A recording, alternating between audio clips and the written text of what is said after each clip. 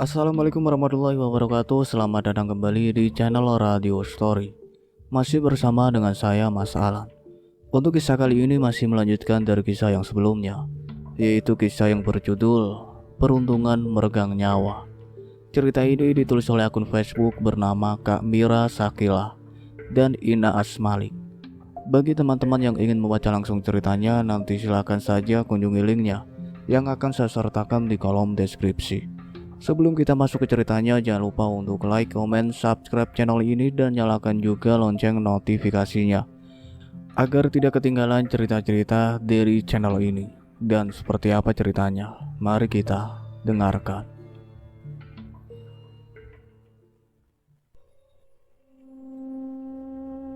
Sesampainya mereka di pemakaman, Arumi langsung memeluk batu nisan sang ibu yang terasa sangat dingin. Mereka mengirim seuntai doa untuk sang ibu agar Latifah tenang di sisi sang maha pemilik kehidupan. Joko membersihkan pekarangan makam dan Arumi masih saja terus memeluk nisan sang ibu. Seakan ia sedang bersandar di bahu ibunya untuk menumpahkan semua keluh kesah yang ia alami. Sesekali ia menyeka air matanya sebab merasa sangat kehilangan. Dia selalu berandai-andai jika Latifah masih hidup. Mungkin nasibnya tidak akan lara seperti saat ini. Setelah sudah hampir 2 jam, Joko mengajak Arumi untuk pulang. Ia merasa cukup hari ini untuk membuat Arumi puas bertemu sang ibu. Meskipun hanya batu nisan yang nampak. Arumi pulang bersama dengan Joko. Di jalan Arumi melihat sosok kelinci sehingga ia mengejarnya. "Bah, Arumi mau tangkap kelinci," teriaknya sambil berlari meninggalkan Joko. "Jangan jauh-jauh Arumi, cepatlah pulang, cuaca sudah mendung." Joko meneriaki putrinya yang berlari mendahuluinya karena mengejar seekor kelinci. Di persimpangan 3, Arumi bukan berjalan ke kanan. Dia belok ke kiri karena kelinci itu terus berlari saat Arumi mengejarnya. Dan Arumi pun terlanjur kepala ngeriang karena ingin menangkap kelinci itu. Sampai Arumi melihat 4 orang laki-laki menghadangnya, dan kelinci itu terus berlari melewati 4 orang yang merundung Arumi kemarin, yaitu Ivan dan teman-temannya. "Kenapa kau gak kejar lagi kelinci itu?" tanya Ivan yang berjalan maju sehingga Arumi beringsut mundur. Arumi memutarkan tubuhnya untuk kembali pulang, tapi kedua teman Ivan langsung menarik kedua tangan Arumi, bahkan mengenai pergelangan tangan Arumi yang masih terasa sakit. "Au!" teriak Arumi. "Lepaskan aku!" Keempat sejoli itu tertawa puas saat Arumi berusaha melepaskan diri. Sampai akhirnya lengan bajunya itu robek dan terlihat bahu Arumi yang nampak putih seperti susu. "Van, lihat!" ujar Alif yang melirik mata pada Ivan ke arah bahu Arumi. Ivan mengetahui apa maksud dari para temannya. Ia langsung meminta temannya menyeret Arumi ke sebuah pondok kecil yang terbengkalai di sebuah kebun yang ada di sekitar sana. "Lepaskan!" teriak Arumi terus mencoba melepaskan diri. Plak! Tamparan keras Alan melayang di pipi Arumi. "Bisakah kau diam? Kita ini mau bermain denganmu. Kau bilang kau butuh teman kan?" sendak Alan pada Arumi yang kini malah menangis merengek seperti anak kecil. Kakinya berusaha menendang antara yang menyekalnya, tapi keempat orang itu mempunyai niat untuk memperkosanya. 2 orang memegang tangan Arumi dan keduanya lagi memegangi kaki Arumi. "Tidak, kau mau apa?" teriak Arumi saat Ivan sudah berada di atasnya. "Sebenarnya tubuhmu ini indah, hanya saja kau perempuan gila," ujar Ivan yang kemudian menjambak rambut Arumi sampai ia mendongakkan ke atas. Dan Ivan langsung mencumbui bagian leher Arumi sampai membuka kancing baju Arumi, sampai nampak bagian dadanya yang sangat putih dan padat. "Lepaskan!" rengak Arumi yang berusaha mengamuk dan melepaskan diri. Karena Alan merasa kesal, Alan menutup mulut Arumi sehingga Ivan dengan bebas untuk menyetubuhi Arumi. Diraihnya pucuk buah dada Arumi dan dimainkan dengan nafsu yang sangat birahi sambil membuka bagian rok Arumi.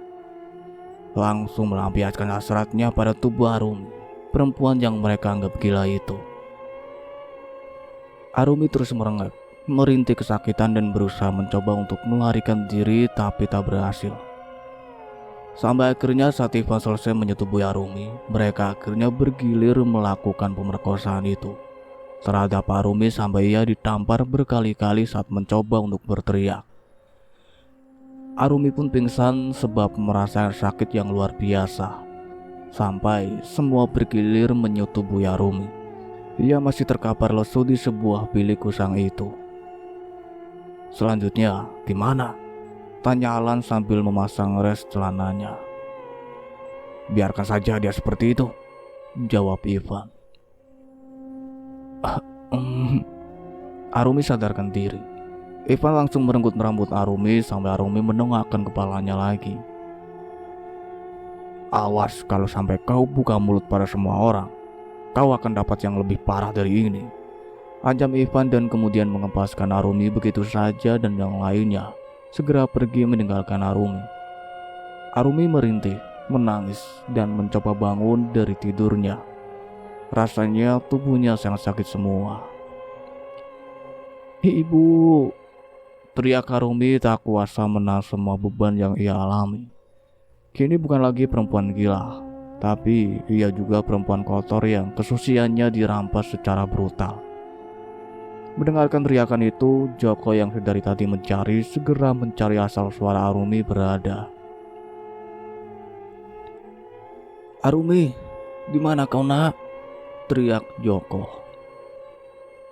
Abah, teriak Arumi yang berusaha terus bangkit dan tertatih berjalan menuju jalan setapak. Bah, Arumi terjatuh dan pingsan di tepi jalan sehingga Abah Joko mendapati Arumi yang sudah tidak sadarkan diri. Arumi, Arumi, bangun nak.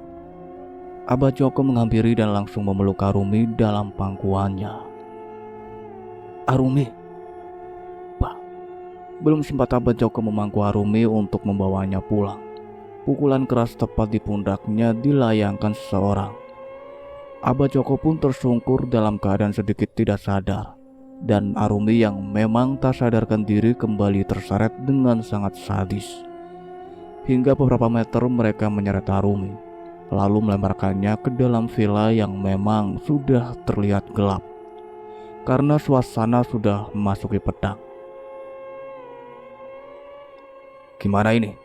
Kita apakan dia? Kalau kita biarkan dia pergi, pasti akan mengatakan pada abahnya.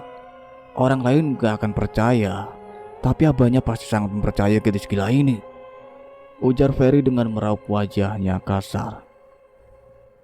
Diam lu, si gila ini memang nyusahin. Tapi lu tahu kan dia itu meski mentalnya gila, kalau dinikmatin bikin puas. Bener Van. Kenapa sih lu, Fer? Kayak orang lagi PMS saja. Acara marah-marah. Nih lebih baik kita bawa dia ke atas. Kan villa ini tidak pernah ada orang yang datang. Kita sekap saja. Kalau berani macam-macam, baru kita lakuin sesuatu. Tapi gimana kalau ada yang datang? Gua ada ide. Apaan? Ivan pun membisikkan sesuatu pada teman-temannya. Sehingga dengan cepat mereka membawa Arumi ke lantai 2 dan 2 orang lainnya keluar villa. Dengan tergesa mereka membuat penghalang jalan dengan menjatuhkan sebuah pohon di batas jalan beberapa meter dari villa, sehingga siapapun yang akan melewatinya akan kembali berputar pada arah jalan di belakangnya. Di satu sisi Abah Joko baru terbangun dengan rasa sakit di pundaknya. Ia meringis sambil menyapu jalanan yang sepi. Ia terkejut melihat Arumi yang sudah tidak ada lagi bersamanya. Ia mengingat kembali sesaat sebelum dirinya pingsan. Bayangan seorang pria yang ia lihat dalam samar. Namun sayang ia tak melihat jelas wajah yang sudah menghantamnya dengan kayu yang berukuran besar. Arumi, di mana anakku? Arumi, tolong. Abah Joko berusaha berdiri dengan tertatih. Rasa sakit di pundak membuat kepalanya ikut terasa ngilu. Tangannya kebas, kemungkinan pukulan itu mengenai sarafnya. Dia berjalan tertatih, berusaha cepat mungkin agar bisa segera sampai di rumahnya. Karena hari sudah mulai gelap dan dia takut Arumi kenapa-napa. "Pak, apa kalian melihat Arumi?" tanya Abah pada warga yang ditemui di sepanjang jalan. Namun mereka menggelengkan kepala dan berkata tidak. "Ya Allah, semoga Arumi ada di rumah. Siapa sebenarnya yang tadi memukul saya?" lirihnya sambil meneruskan perjalanan menyusuri jalan setapak. Sesampainya di halaman rumah, Abah segera menemui Aida dan bertanya akan Arumi. Namun Aida tidak tahu akan keberadaan Arumi karena Arumi tidak ada di rumahnya. "Sudahlah, anak seperti dia ngapain kamu cari, Joko?" Dek, Abah Joko tertegun. Mau bagaimanapun dia tidak bisa diam begitu saja saat dia tahu Arumi tidak pulang. Apalagi dengan kondisi terakhir yang Abah Joko temui membuat dia merasa ada yang tidak beres dengan Arumi. Ia khawatir bagaimana jika terjadi sesuatu pada putrinya. Di sebuah villa yang terbengkalai, Arumi terus saja disiksa dengan Ivan dan kawan-kawannya. Saat Arumi tersadar, tangan dan kakinya terikat. Sekujur tubuh Arumi merasa sakit karena luka lembab dan luka dalam akibat perundungan dari Ivan dan temannya. Matanya terbuka menyipit melihat Ivan dan yang lainnya sedang menunggunya tersadar. Sudah bangun kau? Kukira mati. Tahan juga dirimu ya," dengus Alan sambil merendang kakinya ke bagian kaki Arumi. Aku di mana?" tanya Arumi merintih. Tangan Arumi ditarik keduanya, kemudian punggung Arumi ditendang sampai ia tersungkur dengan posisi tengkurap. "Au, sakit, tolong jangan siksa saya," rengek Arumi memohon. Tubuhnya berbalik dan bagian dada Arumi diinjak sampai kedua bola mata Arumi membola karena sesak. Ivan yang menginjak bagian dada Arumi, ia sengaja berdiri di tubuh Arumi, seperti diinjak-injak sampai Arumi tak lagi bersuara karena kesakitan. Air mata Arumi jatuh, kedua tangannya pun diinjak oleh Alan dan Alif.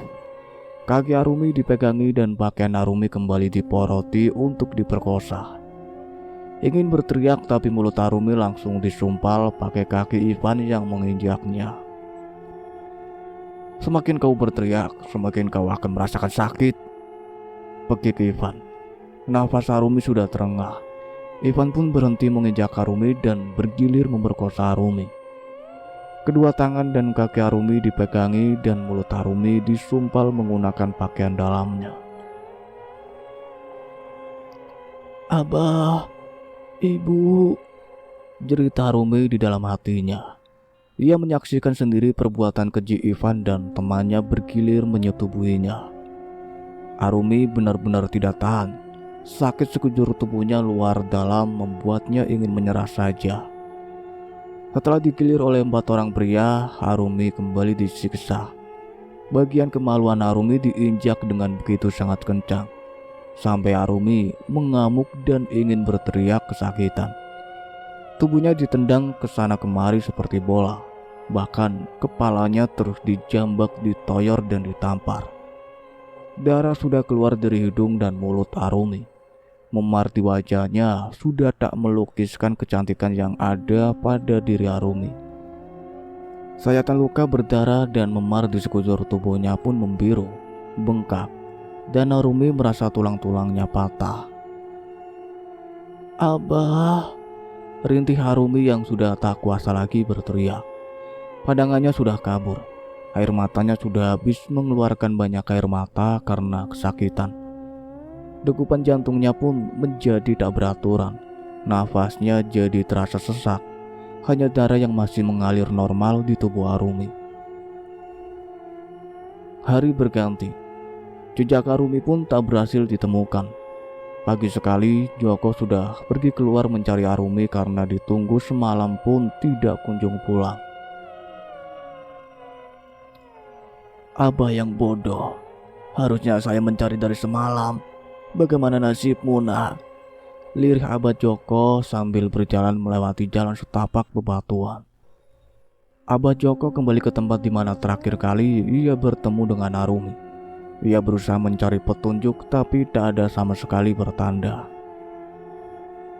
Ya Allah, di mana dirimu, nak? Abah Joko meraup kasar wajahnya. Tiada henti mencari pertanda di mana putrinya hilang. Cari siapa, nak? Tanya Nek Karsi yang melewati jalan setapak sehabis mencari daun singkong di kebun. Cari Arumi, Nek. Kemarin pingsan sama saya di jalan. Sampai sekarang tak ada pulang, kata Abah dengan cemas. Astagfirullah, kemana dia? Raut wajah Nek Karsi berubah menjadi cemas. Abah Joko dan Nek Karsi mencoba mencari Arumi ke rumah teman-temannya, karena biasanya Arumi berjalan ke sana kemari mencari teman untuk bermain. Namun sampai beberapa jam tidak ada tanda-tanda kehadiran Arumi. Saat ini mereka pun bahkan sedang berada di ujung perbatasan. Namun sebuah pohon menghalangi jalan menuju desa Klebuk Setan yang memang melewati hutan tepat di samping villa. Harus kemana saya cari Rumi? Kenapa dia tidak ditemukan di desa Seraji? Lalu kemana dia? Di mana biasanya Arumi berada, Bah? Abah terdiam. Lalu ia ingat jika Arumi pernah terduduk di depan villa di hadapannya. Namun dalam keadaan seperti itu sepertinya tidak mungkin Arumi tidak pulang. Bahkan Abah melihat villa itu kosong dan sepi. Jadi tidak mungkin Arumi berada di sana. Sudah, mari pulang. Nek Karsi menghentikan langkah Abah Joko yang berjalan pelan menatap keadaan villa. Namun ajakan Nek Karsi akhirnya Abah kembali dan mencari di tempat lain. Sementara Arumi ia tengah mengadu kesakitan. Siksaan demi siksaan terus mereka berikan, tanpa merasa iba melihat keadaan Arumi yang sudah begitu banyak luka. Ibu, Abah, lirih Arumi dengan bulir bening yang menghangat di kedua pipinya. Mereka hanya mengolok-olok sampai tertawa. Setelah puas menggulati tubuh Arumi yang sudah tidak berdaya. Lagi Ivan menginjak perut Arumi. Ia meringis dengan tenaga yang sudah hampir habis. Lepaskan Rumi. Rumi ingin pulang. Siapa yang akan melepaskan kamu, Arumi? Tidak akan. Karena melepaskanmu sama saja dengan menyerahkan diri. Andai kau tidak seperti ini, semua juga tidak akan terjadi, Arumi. Cengkeram Ivan pada wajah Arumi dengan sangat kencang. Namun Arumi mengumpulkan sekuat tenaga untuk kembali melawan. Ia memberontak dengan sebisanya. Meski tenaganya kalah jumlah dengan tenaga pria di hadapannya, namun Arumi tidak menyerah. Meski tubuhnya kembali disiksa dengan pukulan dan tendangan yang sangat luar biasa. Berani kau melawanku, ah? Ingat Arumi, meski kau pulang, kau hanya akan dihina oleh semua orang. Lihat tubuhmu yang sudah kotor ini. Tidak akan ada yang menerimamu di desa ini lagi, Arumi. Hartik Jaka menatap nyalang wajah Arumi. Cuy, ini karena kalian, bukan salah Arumi. Blah, kurang ajar kau, Arumi. Jaka dan teman-temannya tak terima akan perlawanan Arumi. Tamparan keras ia layangkan di wajah pucat Arumi. Arumi bangkit dan mencoba lari dengan tertatih. Namun matanya sudah kabur dan buram. Pandangan ia sudah tidak jelas, bahkan rasa di tubuhnya sudah tak beraturan. Ivan dan Jaka kembali menarik lengan Arumi. Mereka tak mau jika ada yang melihatnya dari bawah sana. Mereka takut jika Joko atau warga berada di sekitar villa. Namun Arumi yang hendak kembali dibawa ke dalam villa menolak. Ia berontak melepaskan diri dari cekalan Ivan dan teman-temannya. Namun Tepat saat Arumi terlepas, tak sengaja Jaka mendorong Arumi dan Arumi terjatuh ke bawah, kepalanya pecah mengenai sebuah batu. Tubuhnya pun tak berbentuk karena terjatuh dari ketinggian, dan benturannya membuat tubuh Arumi hancur. Astaga, Arumi! Bekik Ivan dan Jaka. Jak, Arumi Jak! Gimana ini? Sepertinya dia mati, sahut Alan. Ivan dan Jaka lekas lari yang diikuti oleh kedua teman lainnya. Mereka terpaku melihat keadaan Arumi. Matanya melotot dengan kepala yang pecah. Tubuhnya hancur dengan beberapa bagian yang patah. Gimana ini? Gimana kalau kita ketahuan membunuh dia? Tidak. Lu diam, Jak. Kita nggak mungkin ketahuan. Sekarang kita tinggalkan dia. Biarkan orang lain yang menemukan dia di sini. Tapi sudah, cepat kita pergi dari sini. Ivan dan teman-temannya pergi tanpa memperdulikan tubuh Arumi. Mereka membiarkan begitu saja dengan keadaan telanjang. Setelah mereka pergi, bayangan hitam dari seorang wanita menatap tajam di balik jendela. Ia tertawa melihat tubuh Arumi dengan mata sayu dan wajahnya yang pucat. Bu, apa tidak ada yang mengabari tentang Arumi? Tanya Abah Joko pada Aida istrinya. Tidak ada, Abah. Kalau ada saya kasih tahu, Abah. Tapi di mana dia, Bu? Apa ada sesuatu terjadi padanya? Sudahlah, Abah. Jangan terlalu banyak pikiran. Lihat tubuh Abah, wajah Abah sudah bengkak karena sejak kemarin nangis terus. Saya akan kasih tahu Abah kalau ada yang mengabari. Aida menatap tak tega suaminya. Ia cemas melihat Joko yang terus melamun memikirkan Arumi. Ia memang sering menyakiti Arumi, tapi tidak pernah melihat Abah sampai seperti ini. Dah, kalian gak sarapan? Lia berdiri di ambang pintu, melihat Aida dan Joko yang masih duduk di balai dengan wajah tak biasanya. Abah makan dulu nanti sakit, tutur Aida. Tidak, Bu, Abah tidak lapar. Abah tidak tahu Arumi makan atau tidak. Abah khawatir dengannya. Iya, saya tahu, tapi Abah juga harus jaga diri dan kesehatan Abah. Sudahlah dah, kalau suamimu tidak mau, kamu makan sendiri aja, temani ibu. Nanti kamu malah ikut sakit. Nanti saja, Bu.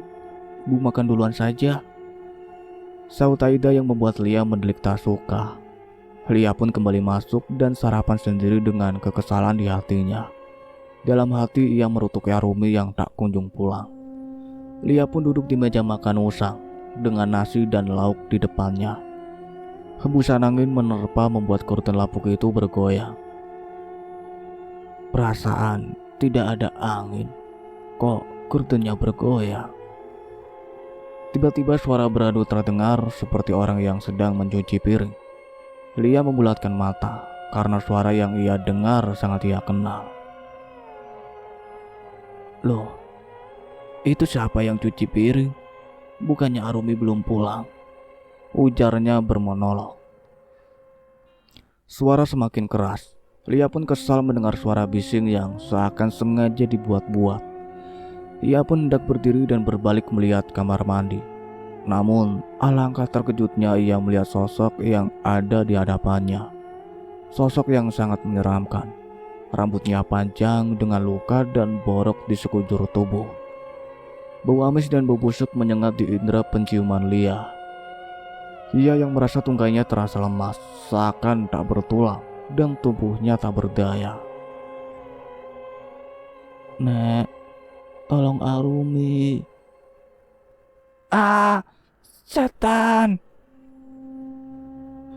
Lia berlari keluar meninggalkan sosok hantu yang tengah berdiri menatapnya untuk meminta pertolongan. Sosok itu adalah Arumi. Pak!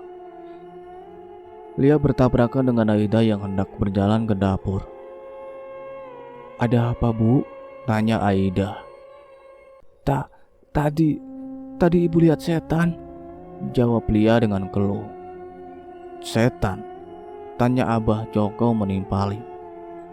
Iya, setan itu minta tolong dan dia menyebut nama Arumi, kata Lia.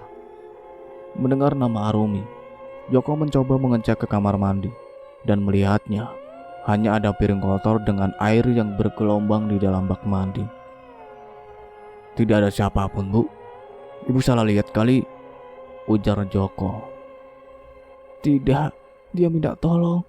Dia bilang Arumi, saut Lia. Wajah Joko langsung cemas. Apakah ini semua adalah pertanda kalau ada sesuatu hal buruk yang terjadi pada putrinya? Hari sudah malam. Hujan begitu deras disambut dengan angin kencang dan guntur yang menggelegar, membuat kecemasan Joko terus memikirkan putrinya yang tak kunjung pulang. Arumi, di mana kau, Nak? Rintih Joko di depan jendela sambil melihat jalanan yang lenggang basah terguyur air hujan. Bah, Abah makan dulu, Gih. Dari kemarin Abah gak makan. Nanti kalau Abah sakit gimana mau cari Arumi? Titah Aida yang menyuruh suaminya untuk makan. Iya, makan dulu. Besok kita cari Arumi dan melapor sama Pak RT, timpal Lia. Raut wajah Joko penuh kecemasan. Bagaimana tidak, Arumi sudah 2 malam tidak ada pulang ke rumah. Kabarnya pun tak terdengar. Joko beranjak dari kursi bambu reot yang ada di sebelah jendela untuk pergi makan ke dapur. Aida dan Nek Lia saling bertatapan muka, memicingkan mulutnya karena mereka pikir Joko itu sudah berlebihan. Saat Joko tengah menatap langit-langit kamarnya, saat tidur terlentang di sebuah ranjang usang bersama dengan Aida, Joko mendengar tangisan lirih seorang perempuan yang minta tolong. Ah, tolong lepaskan aku, sakit. Suara teriakan itu seakan terdengar jelas di telinga Joko, sehingga ia melonjak kaget dari kasurnya. Ia segera bangun dan mengulas dadanya, kemudian mengambil air putih yang disimpan di nakas sebelah kasurnya. Joko meraup wajah kasarnya. Ia sepertinya tak sabar menunggu hari esok untuk mencari Arumi. Pagi hari Pak Rojak dan Pak Kasno melewati desa Lebuk Setan untuk pergi ke desa Seraji. Seperti biasa mereka membawa hewan gembalanya ke desa Seraji untuk mendapatkan makanan rumput di padang, sambil mengangon kambing di peliharaan mereka. Mereka nampak mencium bau yang sangat menyengat. Bau busuk apa ya, Kas? Tanya Pak Rojak sambil mengendus bau yang tak sedap. Seperti bau bangkai, tapi bukan bangkai hewan. Baunya menyengat sekali, saut Pak Kasno. Karena mereka penasaran mencium bau arahnya dari sebuah villa, membuat mereka penasaran. Mereka mengangkat batang pohon yang tumbang dan kemudian masuk ke pekarangan villa. Baunya nyengat banget, ujar Pak Kasno sambil memuntahkan isi perutnya berkali-kali. Pak Rojak menutup hidung dan mulutnya dengan handuk kecil yang ia gantung di lehernya. Mereka melangkah mencari di mana asal bau itu berada. Mereka dikejutkan dengan gerombolan lalat yang begitu banyak, sehingga mereka mengibaskan lalat itu dan melihat ada seorang mayat dengan keadaan mengenaskan. Terlihat sesosok wanita yang tergeletak dengan keadaan tanpa selai benang, dengan ribuan lalat yang sudah merubungi tubuhnya. Bahkan tubuhnya sudah membiru dengan banyaknya luka lembab dan luka di sekujur tubuhnya. Ada mayat, ada mayat, teriak keduanya. Pak Kasno dan Pak Rojak pun berlari menuju desa Seraji dengan nafas terengah dan keringat di sekujur tubuhnya. Tolong, tolong, ada mayat. Ah, ada mayat. Pak Kasno, Pak, berhenti dulu, Pak. Ada apa? Ada mayat, Pak, di villa angker itu. Ada mayat. Mayat siapa? Saya tidak tahu. Dia perempuan dan tidak sama sekali mengenakan pakaian. Beberapa warga terperangah mendengar kata-kata Pak Kasno. kali pertama mendapat kabar yang sangat mengejutkan. Namun mereka bergidik mengingat villa yang disebutkan Pak Kasno. Villa itu pun sama seramnya, karena villa yang mereka asingkan adalah sebuah rumah megah yang tidak diketahui pemiliknya. Hanya mereka tahu dari kabar jika pemilik villa itu seorang keluarga kaya dan mereka berasal dari kota. Namun mereka menghilang dan di villa itu mereka menemukan seorang gadis yang sudah tak bernyawa dalam keadaan mengenaskan. "Bapak tenang dulu, jelaskan pada kami secara perlahan," ujar Pak Nanang. Pak Kasno pun menarik nafasnya secara kasar. Lalu ia mulai membuka suara dan berkata, "Tadi saya sama Pak Rojak ingin ke rumah Abah Joko. Kami ingin membantunya mencari Arumi." Ucapan Pak Kasno terhenti kala menyebut nama Arumi. Tunggu. Sepertinya ada sesuatu yang tidak beres." "Astaga, Arumi." "Ada apa, Pak?" "Cepatlah kalian panggil Pak Diman. Saya harus segera ke rumah Pak Abah Joko. Kalian segera ke villa bersama yang lainnya." Loh. "Pak, ada apa ini? Yang tadi saja saya belum paham. Bapak sudah nambah lagi." "Arumi. Sepertinya mayat tadi itu Arumi. Saya ingat dan kenal sekali sama rambutnya." "Apa? Arumi?" Mereka semua terkejut. Sampai para ibu-ibu itu menutup mulutnya saking terkejut mendengar kabar yang sangat tiba-tiba. Pak Kasno dan Pak Rojak terburu-buru ke rumah Abah Joko tanpa menghiraukan pertanyaan warga yang masih bertanya-tanya. Dengan cepat Pak Kasno sampai di rumah Abah. Abah yang tengah duduk langsung berdiri. Namun entah mengapa ia merasa sekujur tubuhnya seakan lemas. Bahkan seakan tiada tulang yang dapat menopangnya. "Astagfirullah, ada apa ini?" lirihnya dalam gumam. "Assalamualaikum, Abah, Aida." "Waalaikumsalam. Duduk, Pak." "Abah, maaf, saya kesini terlambat." "Tidak apa, duduklah. Bu, ambilkan air ya." Aida mengangguk. Selepas kepergian Aida, Pak Kasno mulai bicara. Namun ia tak tahu akan memulai dari mana. Kecemasan terlihat di wajah Abah Joko. Bahkan ada sejuta pertanyaan yang seakan ingin Abah tanyakan melihat sikap Pak Kasno. "Aduh, bagaimana saya menjelaskannya?" ujarnya. "Ada apa, Pak?" "Ini, Bah, tadi kami sewaktu kesini bertemu siapa, Pak?" "Arumi." Pak Kasno melirik Pak Rojak. Keduanya begitu kebingungan untuk menjelaskannya, meski belum melihatnya dengan jelas. Tapi Pak Kasno memiliki keyakinan pada mayat yang ia lihat. "Saya tidak berkata-kata, tapi bisakah Abah ikut saya ke villa?" "Villa? Ada apa di sana? Apakah Arumi ada di sana?" "Abah lihat sendiri saja. Sungguh saya tidak bisa bicara." "Ada apa ini, Pak? Jangan bikin saya khawatir." Abah melihat secara bergantian pada Pak Kasno dan Pak Rojak. Namun keduanya tertunduk dengan wajah khawatir. Saat Aida datang, mereka meminta agar Abah dan Aida datang ke villa. "Lebih baik Abah dan istri segera ke sana. Pak RT Diman dan warga pun sudah ke sana." "Pak Diman, warga? Ada apa ini? Kenapa kalian tidak menjelaskan apa-apa kepada saya?" tanya Joko terus penasaran. Tapi karena Pak Kasno dan Pak Rojak terus memaksa, akhirnya Joko mengajak Aida untuk ikut serta ke villa. Jika memang Arumi ada di sana, mereka harus segera menemuinya dan melihat apa yang sebenarnya terjadi pada Arumi. Mereka berlari-lari kecil menuju villa. Saat Abah Joko datang dengan raut wajah kebingungan karena banyak warga yang sudah menggerombol di sebuah villa. Sambil menatapnya haru dengan menutup hidung, mereka membuat Abah Joko semakin bingung. Joko mencium bau busuk yang menyengat sehingga ia pun langsung menutup hidungnya dan kemudian berjalan menghampiri kerumunan. Ini bah, ini benar Arumi.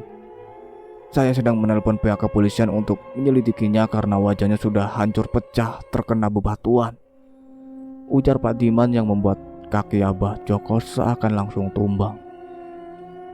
Ia terjatuh di hadapan mayat Arumi yang entah tercecer kemana bagian tubuhnya. Cukup sekian ceritanya sampai di sini, nantikan kelanjutan ceritanya. Saya akhiri, wassalamualaikum warahmatullahi wabarakatuh.